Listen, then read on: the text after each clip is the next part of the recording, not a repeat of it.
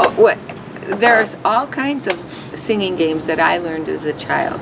The Farmer in the Dell, the London Bridge is Falling Down, Ring Around the Rosie, All Around the Mulberry Bush. We did all of those in some kind of singing game action.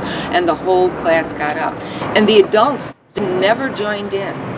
What is so nice about these is that the adults actually do these.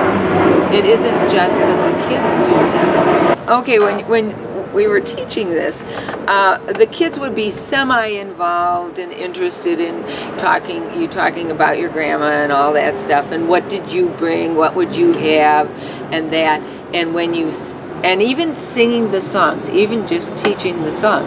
But when you say, okay, we're going to get up and do, they lit up like, whoa, now it's going to be really fun. And it never disappointed. Yeah.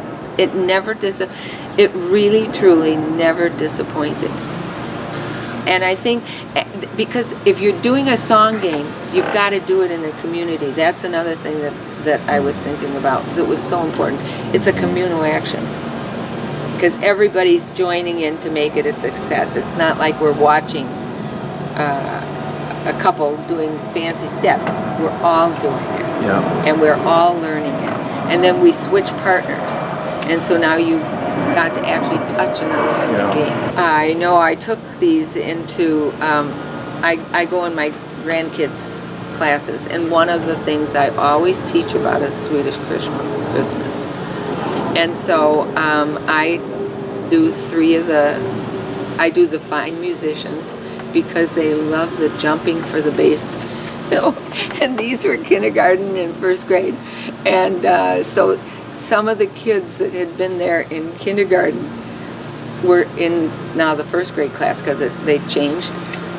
Oh, are we gonna do the dances again?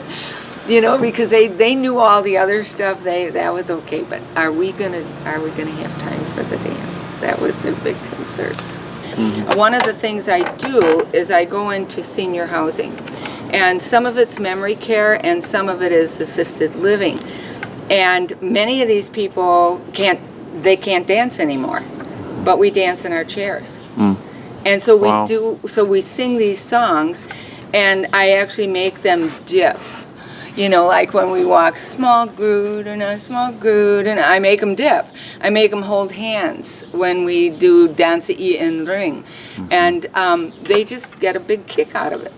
I use them that way, mm-hmm. and I've also used them in preschool. And with kids that can speak English, but kids that can't speak English, because there isn't any, there's no barrier on this. Because everybody's learning the language.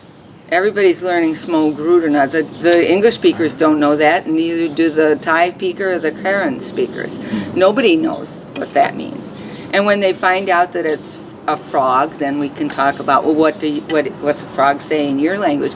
And the English speakers are always interested to see that, hey, frogs speak different things in different places. So, I mean, there's so many extended ways that these can be used that is really vital and interesting.